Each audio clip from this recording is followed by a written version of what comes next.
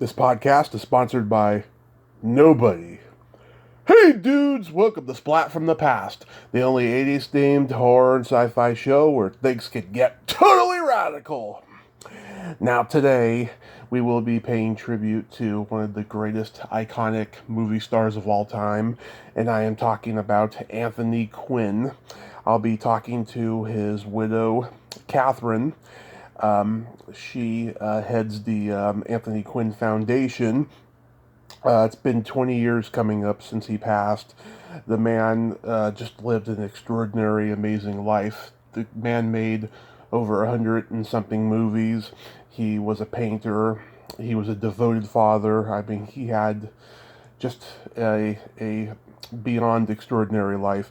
Of course, everybody remembers Anthony. He was in such movies as The Guns of Navarone, Lawrence of Arabia, his Academy Award-winning roles in Viva Zapata and Lust for Life, Last Train from Gun Hill, High Wind in Jamaica, and of course, Zorba the Greek, his signature role, and also Fellini's L'Strada, and Hunchback of Notre Dame. My earliest memory of him was in Only the Lonely with John Candy, and I'm going to ask her about that as well. And it's going to be a great conversation today. And as May winds down, this has been an excellent month, and I've been just astounded at how great this month has been, and it's only going to get better. Splat Summer is going to be amazing. So, here is my interview with Katherine Quinn. Hello? Hello, Katherine. Welcome to the show. How are you today? Hey, Tommy. How are you? I am spectacular. Spectacular. This is such a great honor. Thank you for taking the time today. Thank you. I'm actually curious how you started doing what you're doing. I took a look at your site and see that you've done hundreds of interviews, haven't you? How long have you been doing it? I had a car accident 6 years ago, and it set me straight, and I realized I wanted to talk to, all the people that I idolize, people that are related to people I idolize, just get into the podcasting world, and it's been nothing but a blessing to me. Wow, and that's not an easy thing to get started, contacting people and trying to get them to answer. I know, because I have a foundation, and I'm always trying to get people to respond and contribute and be part of things, and it's not easy, especially when they're celebrities. Not that I am, but you deal with a lot of people who are still around. Yeah. So that's admirable, because you must have a lot of patience for that. Yeah, I mean, it was a little easy for me in the beginning, but it just got easier from there. Yeah, well, you have a good personality for it. So. That's very nice. Thank you so much. You have a very fun personality, and so easy to warm up to. Oh, thank you. I really appreciate that, Katherine. I really do. So now Anthony Quinn could take up probably 4 hours of a podcast, so I'm going to let you drive the conversation, because I can talk endlessly about him. Okay. So, going back in time, you first met Anthony because you were his personal assistant. You were 23, he was about 70. You weren't too familiar with him as an actor, right? No, I wasn't. You heard me tell that story, didn't you? Yeah. Yeah, it's a long story, but I think that the kind of the end result is you never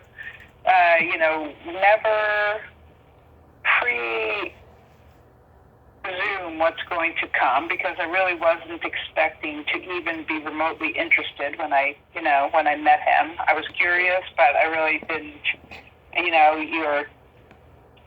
When you're in your 20s, you always kind of have an idea of who you think you want to be, and right. or who you think you are, and how smart you are, and then you meet somebody who just kind of pulls the rug out from under you, and and just changes your whole perspective on life, which was what he did, because I kind of was.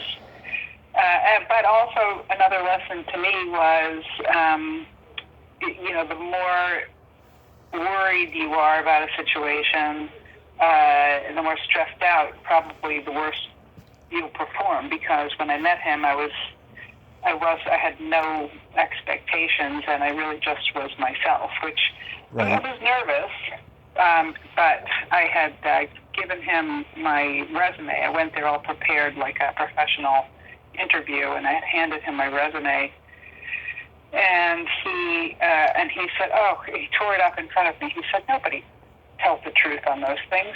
Just tell me about yourself and what you've done and where you've been, and then we can, go from there. So he wanted to have a real conversation, not do a job interview, which Right. I thought was really cool because, it just helps you. It makes you a little bit nervous, but also helps you just relax and be yourself. And so we sat there like just two people, who had just met and had coffee and talked about, I'd been traveling in Italy after college. I went to work there for a year, just outside of Rome. And he happened to have a home that he had been living in for, I think, at that point, probably about 20 years. He moved back and forth to Hollywood, New York, and Italy. But this home in Italy was literally 20 minutes away from where I had spent the past year, working in a hotel. And that was just kind of, you find these connections between people. And so we started talking about that, and he was happy that I spoke Italian because he still had a lot of business. I don't know if you know, completely aside from his film life, he's a tremendous artist, a sculptor and painter, and has such a huge body of work as an artist, as a visual artist. And he was doing a lot of sculpture in Italy, where he had access to these artisans because he didn't have any training as an artist, but it was just something that he'd been doing since he was a very young boy. Right.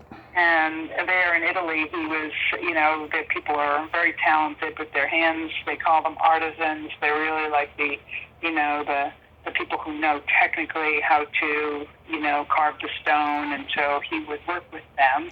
Right. And on his vision, and he's created a tremendous amount of pieces. And so and just before I met him, maybe 3 or 4 years before I met him, he hadn't been creating his artwork, but he hadn't been selling it. And just before I met him, he had a gallery approach him and ask him if he would allow them to sell his work, and it just took off like crazy in just a few years. And so he was making more and more pieces, and so he asked me, if I could help him,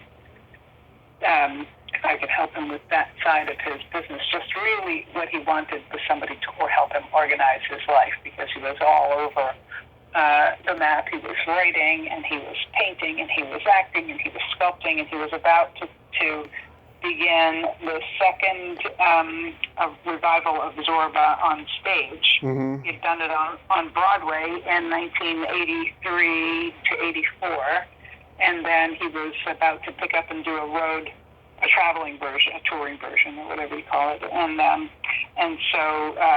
he was working on his artwork, and he was writing a couple of things and still taking scripts for films. I mean, he was 70 years old, and here I was thinking, I told him, I said, I don't know anything about the movie business. I don't know anything about the art business. And he said, just help me organize my life. And you speak Italian, and that's great, because then you can talk to my office in Italy. And so I came and helped him. He was moving out of his apartment, setting up a studio where he could just have his own privacy and paint. And so I helped him with that move, and I helped create a database for his artwork and a system.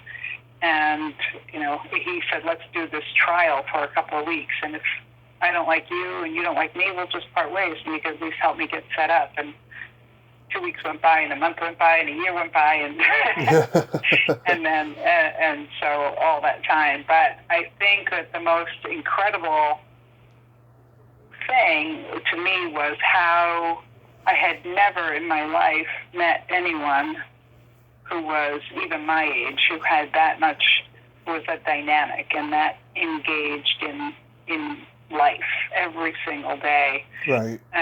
He didn't let a minute go by that he just didn't have some, project he was working on, and he was just fun and intense to be around. And all those first year, it was such a learning experience for me because he would just send me on these crazy errands. We didn't have Google back then. It was 1985, and we were barely using personal computers. I was just using some massive IBM thing to try to program the inventory of artwork.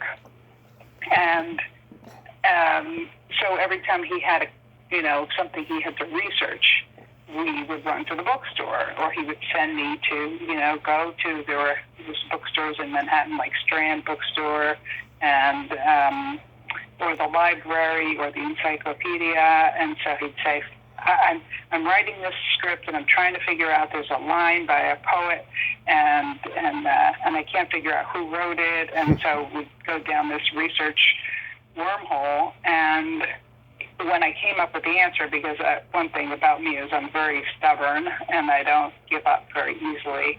That's and good. So I would dig and dig and dig until I got the answer to his question, and I would come back with a book or the answer to something, and it was like Christmas for him. He would have a party. He would tell, let's celebrate. You found it. I can't believe it. This is the best day.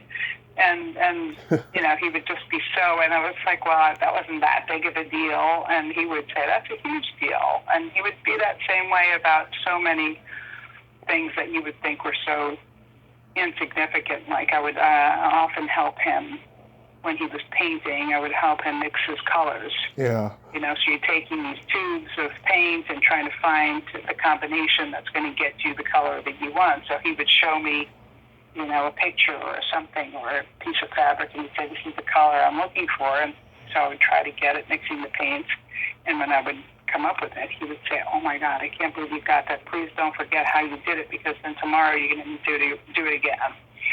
And that kind of, and I loved doing those things for him because I felt like such an important part of his artistic life. He made me feel that way, but I did feel like, I'm a nobody, because I really didn't have any, background to speak of, but here I was in this person's life, and as I got to know him, I obviously got to know, how much he had done in his life and how important he was, because even with people's reaction, oh, Anthony Quinn, he's so huge and this and that. And I got to know him as a person first, and then as a celebrity later, which kind of made our working relationship and friendship, I think, all that much better, because he didn't want me to be in awe or a fan. He wanted me to be a collaborator on his project. And so his zest for life was amazing. Yeah. And that evolved into, going on hikes and saying, he would say, you want to go for a bike ride in Central Park? And we would do stuff like that. We would take these 4-hour bike rides in Central Park. And he would stop in the Rose Garden, and he would stop on the rocks, and, we'd sit and just talk for hours. So it was really a fascinating person, and he never stopped being like that, his entire life. Yeah, wow, amazing. Now, yeah, I mean, he originally wanted to be a painter, but he fell into acting. Was that because he grew up in L.A. around the business? No, not at all. He wanted to be an architect, so he was very good at drawing, and he did that from probably when he was 6-7 years old. He used to sketch. But his father died when he was 11. I think you know that. And he used to have to support his family. He had his mother, grandmother, his younger sister, and they were very poor. They were living in East LA, in the Mexican district. You know, he was born in Mexico. Yeah. Right, and his mother kind of snuck him over the border because she snuck him. She kind of stowed him away on a coal car of a train because she didn't have any money to pay for passage. And then they ended up in El Paso, Texas, just working any job that they could get. She would do laundry, she would clean houses, and he was there kind of side by side. And then his father, who had been in the war in Mexico, joined them, and then the sister was born. And so then they would travel as fruit pickers until they got up to L.A. And then his father was killed when he was 11 years old. He was hit by a car right in front of their house. Wow. And so he felt very, he had to help his mother pay the bills, and so he would go and get all kinds of jobs. And one of the things he used to do to make money was enter contests. So he would enter like a boxing contest or a dance contest. It's kind of a thing. You get $5 here, $10 here. And he entered a drawing contest, and the prize for that was to study with Frank Lloyd Wright, the architect. You know who he is? Yes.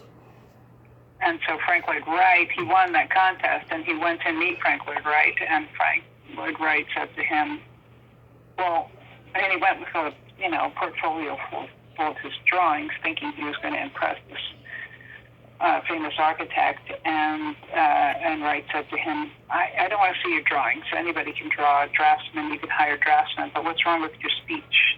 And he said, I don't know anything that was wrong with my speech.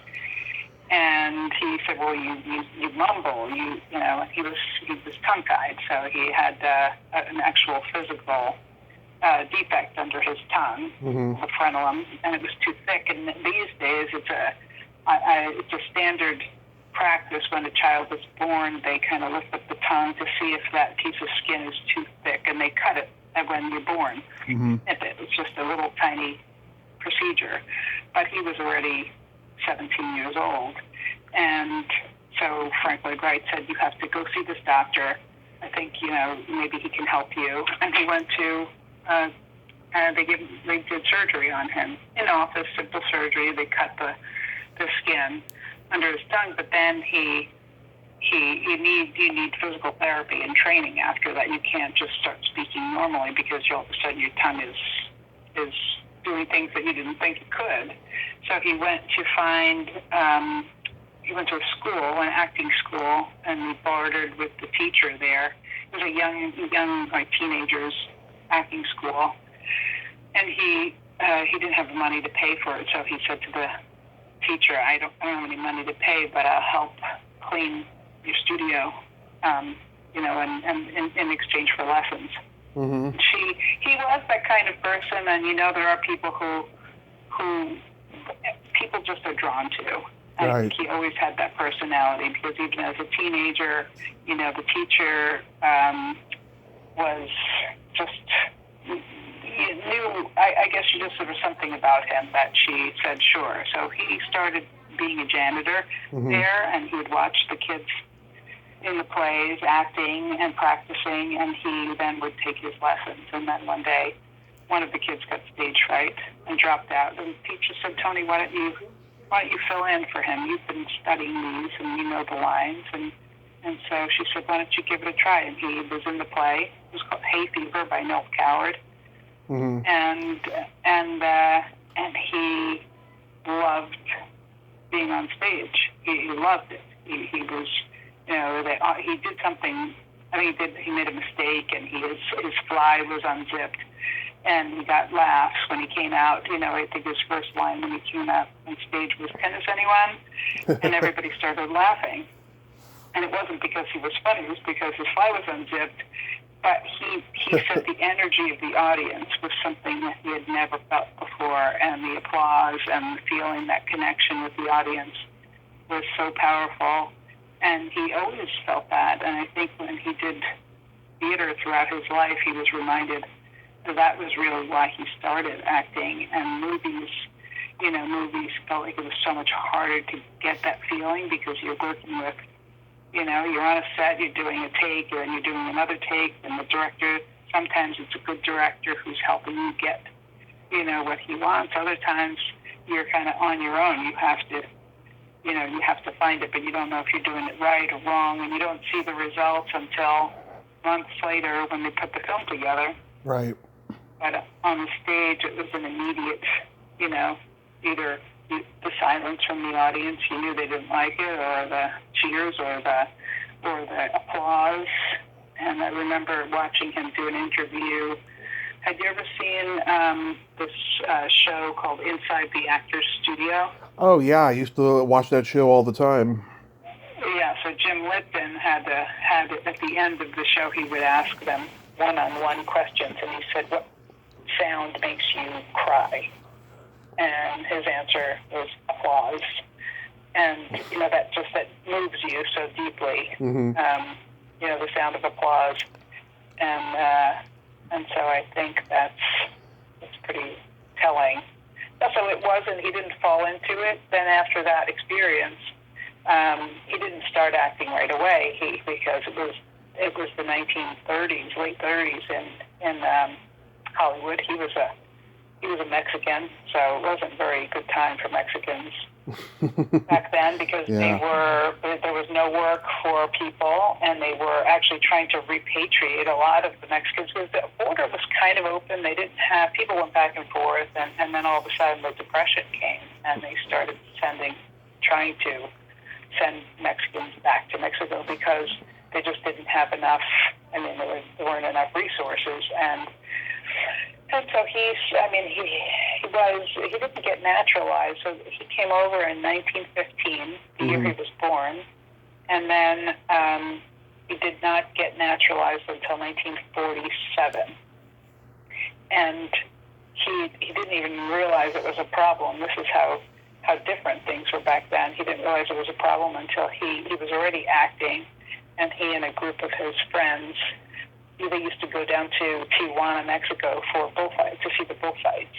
Yeah. Loved bullfighting. And they went down, and then when they were coming back, they had to, go through the border, and they stopped him, and they put him in jail because they said, you don't have papers. So he was in jail, and he had to call his agent. He was already married, and he had to call his agent and say, they have me in jail because I don't have a U.S. passport. And so then he became a naturalized citizen in 1947. Wow, that is incredible. Right? Yeah. And then a few years later, still the discrimination, was unbelievable because you had your Rock Hudsons and your like these actors who were just, the epitome of John Wayne, and they were the classic, handsome Gregory Peck. And here you had Anthony Quinn, who was, very, very ethnic looking, and he was being given all these B roles as like a Mexican or the thug or the gangster or the Arab or the Indian, and then he won his first Oscar in Viva Zapata. Yeah, a great movie. It came Viva Zapata or Lust for Life. Viva Zapata, I think, came first. Viva Zapata was first. Pretty incredible still today, every time the Oscar nominations happen and they think there aren't enough ethnic, or minorities represented, they'll always bring up, and Anthony Quinn still was like one of the only Mexicans to ever win an Oscar still today, so his name will pop up on Google alerts, because I get Google alerts on, things about him, and it'll be like, well, Anthony Quinn was the first Mexican to win. I think Jose Ferrer won. Cyrano de Bergerac. Sorry? He won for Cyrano de Bergerac just before Anthony did, yeah. There you go. You're a walking encyclopedia. Yeah. Do you have any favorite roles of his?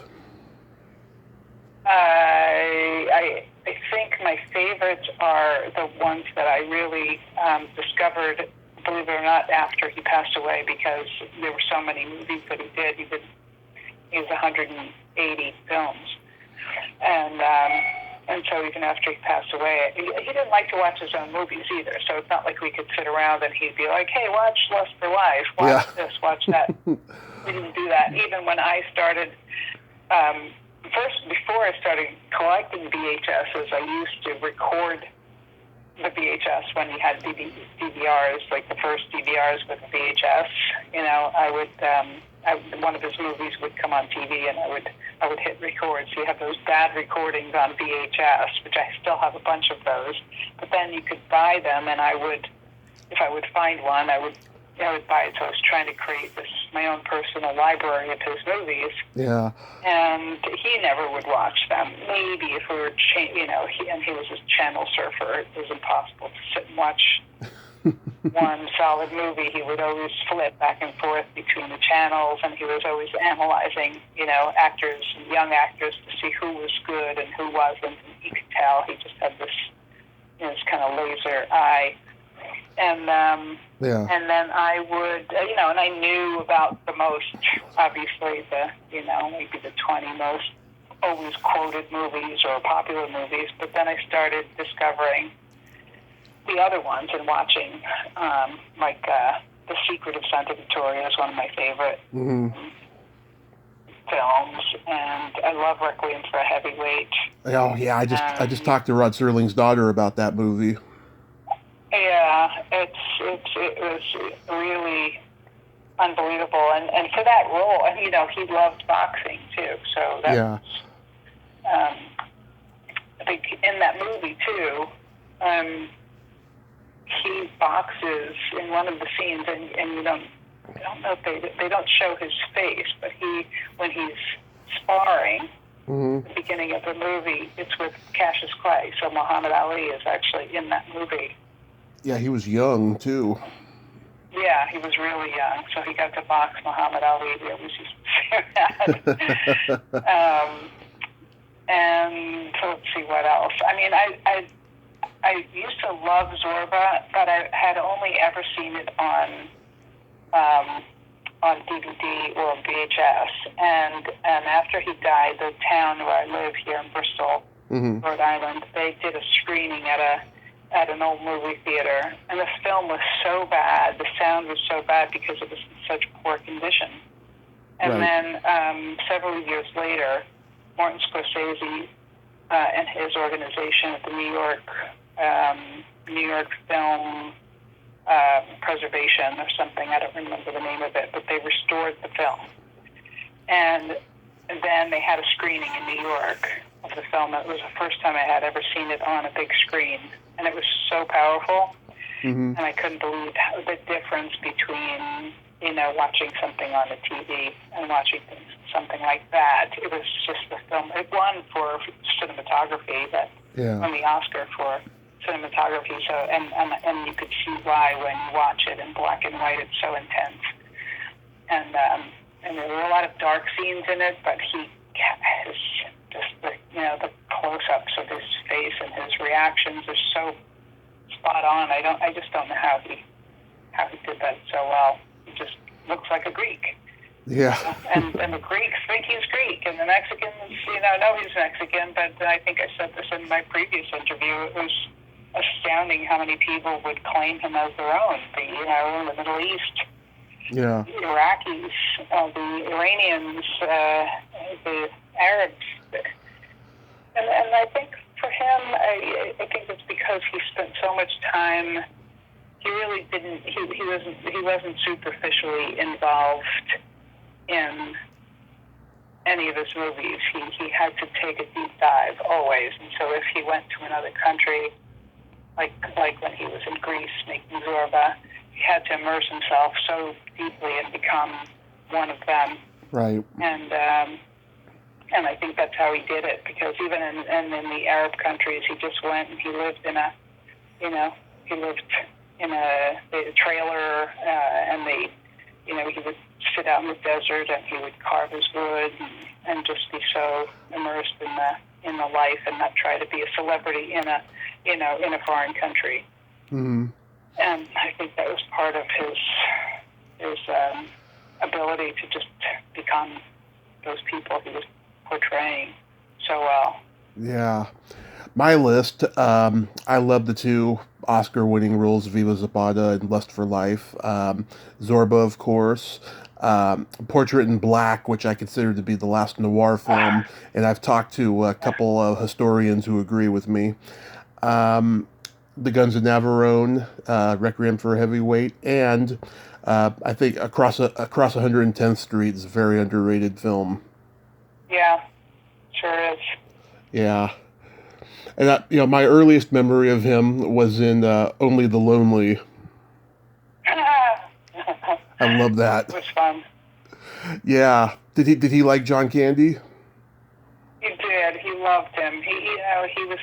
I think it's amazing that he worked with. I mean, he was friends with Charlie Chaplin, and he worked with the stars of that generation, just as movies were coming out of the silent era. Mm-hmm. And then he, up until 2001, and he worked with John Candy and Keanu Reeves and Sylvester Stallone and Spike Lee.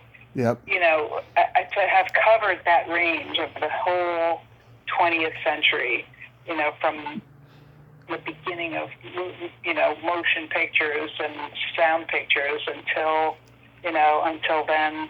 I think somebody, when I was in Mexico, a Mexican historian put it, he said, really, the 20th century, at least for Mexico, didn't begin until the 1910s. So when he was born, it really was, I know technically it's 1900, but because of the wars and so on and so forth, the 20th century began in the 1910s and then really ended on 9/11, when her life changed for everybody. And his life spanned that century, so much of what was evolving in culture and history.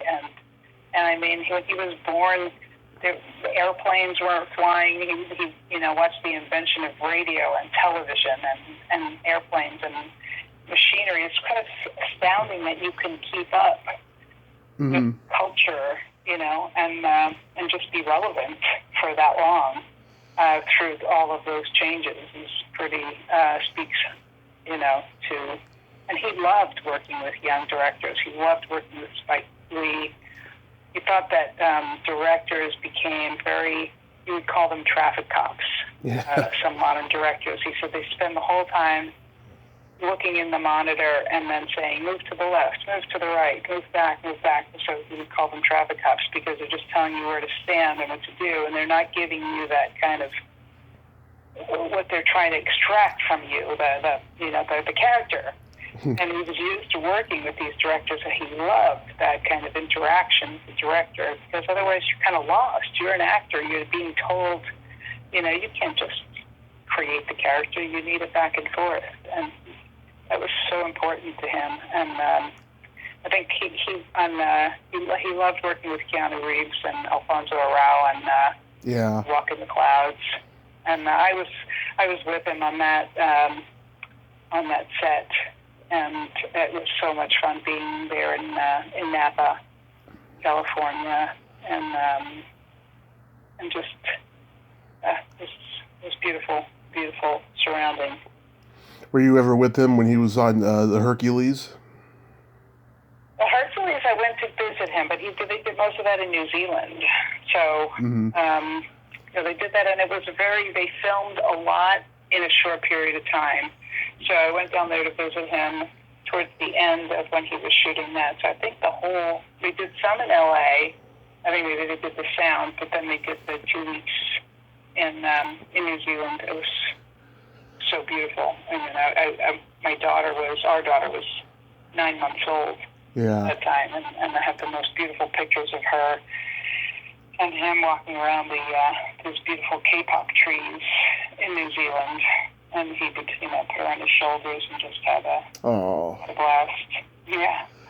He was that kind of dad, Even when my son was born, he would get down on the floor and play bullfighting and roll around and let them jump all over him. And And we would take walks, hours and hours of walks on the beach and then through the forest and bike rides.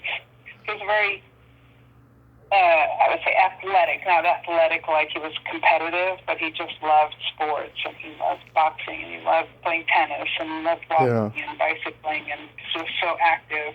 And luckily he could be active until just very shortly before he died. He wasn't sick for very long, and it was really, he had lung cancer, but it wasn't the lung cancer that killed him. It was the radiation to treat the lung cancer that destroyed his lungs and caused him to go into respiratory failure. Oh my God. And, once you go down that road, it's like a slippery slope, getting these toxins put in your body and destroying what's left of, your good tissue. Yeah. Strike a balance. It's really tough. But up until a few weeks before, he taught my son how to ride a bicycle, and he said, I'm going to go out and buy him a two-wheeler, because he just learned to ride a two-wheeler, and he was only 4. And I said, oh, come on, wait till his birthday, because it was, I think it was March or April, and my son's birthday is in July. And I'm such a strict mom. I said, I don't want him to be spoiled and be a spoiled brat. And go out and buy him a bicycle. And he said, I'm going to buy him a bicycle because I don't know if I'm going to be alive. How do you know I'm going to be alive on his birthday? And he wasn't even sick then. I think it was just his philosophy about how he wanted to live today and do what he wanted today. So he went out and he bought that bicycle, and he rode around with my son following him. And he said, I'm going to have a hard time keeping up with you. Oh. And they were riding all over the place. And then he died in June before my son's 6th birthday. Yeah, he died 3 days before my 18th birthday. Yeah, I can't believe it's good. So June 6th? June 6th is my birthday. You're June 6th, okay. Yeah, I can't believe it's been 20 years already. Wow. Yeah, right. I know. Yeah. And his 20th anniversary is coming up in a week. Did he know that Avenging Angelo would be his last movie? He didn't know it would be his last movie, but that's when things started to go wrong. We had been in December of the year before, of 2000. Maybe it was December, sometime in the winter. We had been in Rochester, Minnesota, and he was doing some TV. He was selling. Somebody had made artwork out of his jewelry, and they were selling it on like a type of QVC show. And he went to promote it and to do some video. And when we got there, he lost his voice, and we thought that he had the flu, and he had all these doctors coming and to give him antibiotics and all kinds of things. And one doctor came and he said, I want to put a scope down your throat. And he said, one of your vocal cords is paralyzed. And he said, what's causing that? He said, I don't know. Sometimes it has to do with, something systemic. And so he sent us to Johns Hopkins in Houston, and we went there, and they said, you have lung cancer. And that was there was a tiny little tumor pressing on the nerve that leads to your vocal cords. It's just amazing how the body works. But the thing was the size of a pea, but it was pressing on his vocal cords. And then he had to report to Toronto to do Avenging Angelo in January. And he told the director that he had a problem with his voice. He didn't tell him he had cancer. He didn't want to say that, because he was afraid that insurance then would cause all kinds of problems. So they said, but in Requiem for a Heavyweight, this, kind of my voice. I played that kind of voice, and so I'll work with it.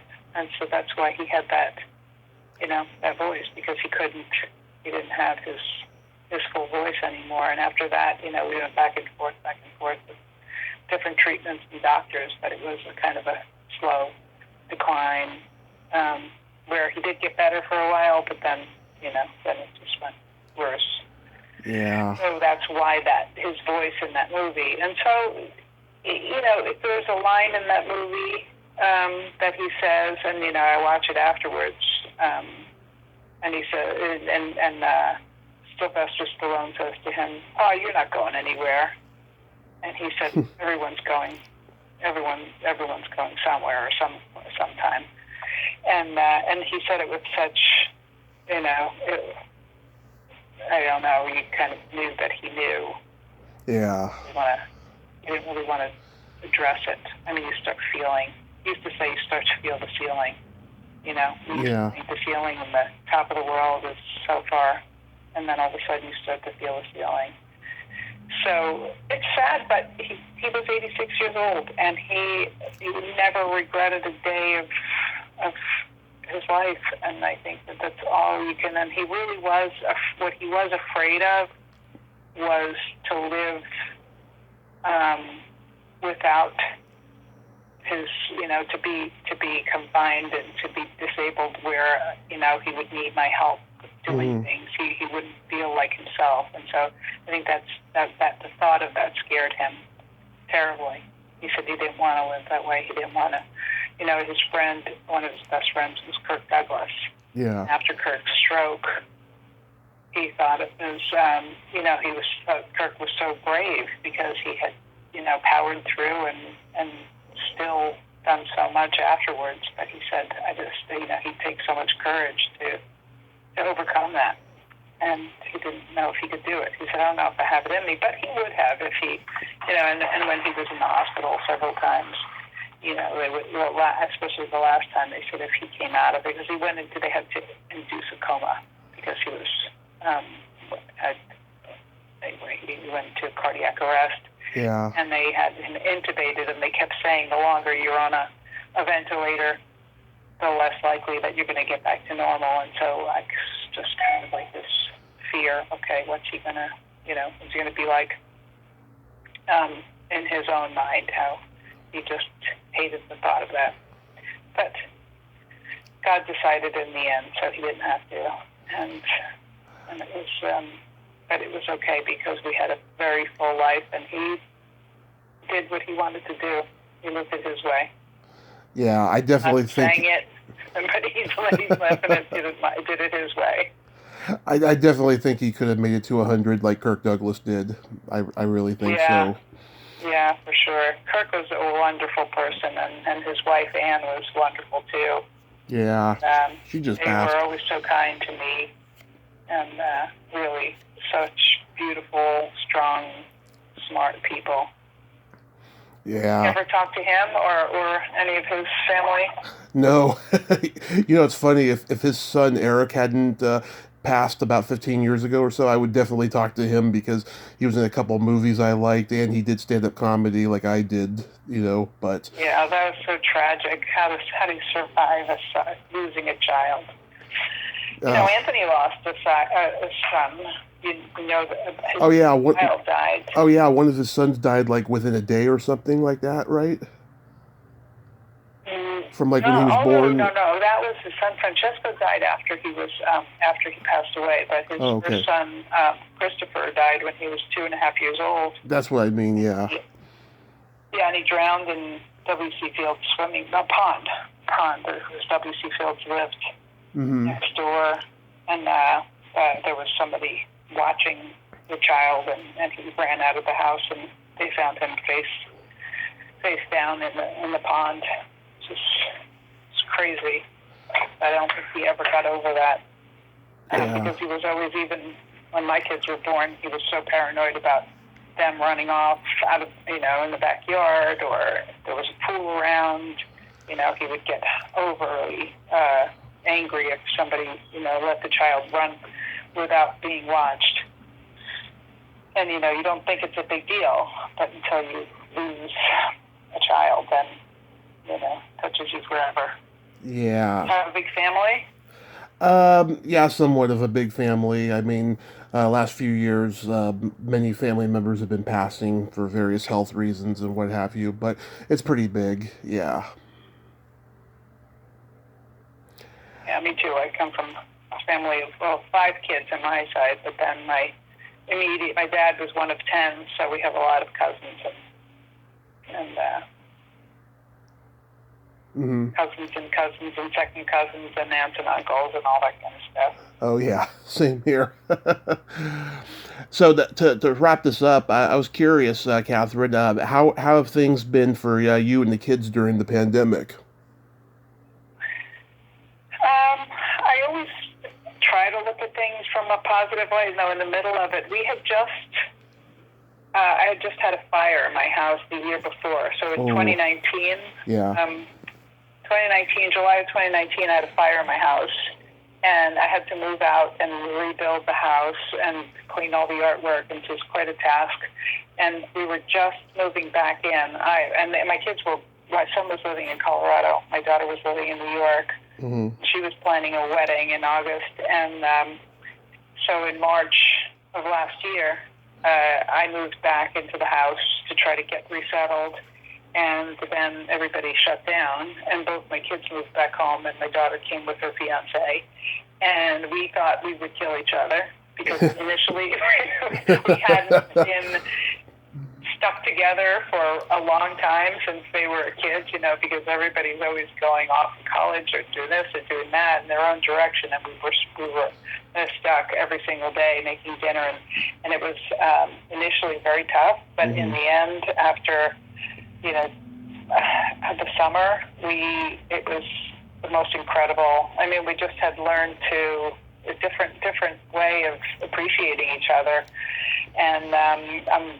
so fortunate that nobody in my immediate family got sick or passed away, and as a result, somehow my kids and we had a wedding in the middle of it, because my daughter got married in August of last year. Nice. And we managed to have it outside and spread people out, and it was kind of a window of time where the first wave was ending, and then everybody thought we were coming out of it, and then everything started to shut down again. And so that celebration, I think, created the right vibe and to help us get through the rest of it. And then my son went off he's working in Hawaii, and my daughter she spends so much time here now, because we got so much, we were always a close family because it was just 3 of us, but we just got our relationship just deepened so much more because of, and I guess if it wasn't for the pandemic, we never would have had that, happen. Right. So it was an accident, but, we tried to make the most of it, and we had to pull together to put the house back together, and they were helping me, and, and so we learned to work together, and it was, not the best thing in the world, for the whole world, but not the worst thing, I guess, if you look back and try to pick the good out of the bad. How about you? Over this part of California I'm in, there's been a very low death rate over here. It started out with just 1, and then by summer it was about 70, which is good but bad for the families involved. And since then, there hasn't been a whole lot of deaths over here, but we're fully vaccinated now, and we're looking forward to, having life, fully restored. I mean, it's starting to. And it's just a blessing. All I can say is it's a blessing. Yeah, I know. You take everything for granted, right? Mm-hmm. I have a friend. I haven't spoken to her in a very long time, but she lives up in Trinidad. That's not far from you, right? Yeah, it's about an hour or 2 away or so, something like that. Oh, okay, on the coast. You're more in the interior, right? Yeah. Because we're in Northern California. Yeah, very northern. Yeah, I'm originally from San Francisco. I've been here for 4 years now. Okay, and you managed to get a lot of your, did it help you to be locked in or is that just a car accident that you, or did that confine you at all, or just a scare? You permanently injure you? I walk with a cane because I broke my leg in 7 places. I mean, yeah, I mean, there's that, and then I had a mild heart attack and stuff. Those are the only serious life permanent things that I have. But no, it doesn't hinder me much, you know. Just keep working. Yeah. Well, you have to, and I think on a parting note, there was this a wonderful, and I discovered this after my husband died. Like so many other things, I've learned so much about him. Sometimes after he departed, but I was going through some books and that I was sorting out because he had 10,000 books in his library, and I had to move them from one house to the other. Right. And I just happened to open this book called 10 Who Dared. And I said, what is this? And I opened it up, and it said, Introduction by Anthony Quinn. And I thought, what? I didn't even know he wrote an introduction to this book. Yeah. And it was about explorers, and I think it was based on, it was the basis for a TV, like a either a BBC or one of those, things about famous explorers or not so famous explorers. And in the end of his intro, he writes, most of us live our lives trying to play it safe, taking few risks. As children, we were used to constant challenges from other kids, like playing the game of I Dare You, that forces us to find the courage to expand our world. And as we get older, fewer and fewer know how to turn that game into a way of life. This knowledge is the key to daring on the highest human level and artistic level. So I thought that was pretty cool because he was always trying to keep that wonder in his life and not settle into be comfortable where he was, always to challenge himself to be, especially with his art, to achieve more and to dare himself to try something different. And so I think that's a good lesson for us all to just, and he used to tell me all the time, he said, I'm not going to be around, you're much younger than me, I'm not going to be around, he said, but don't ever stop growing.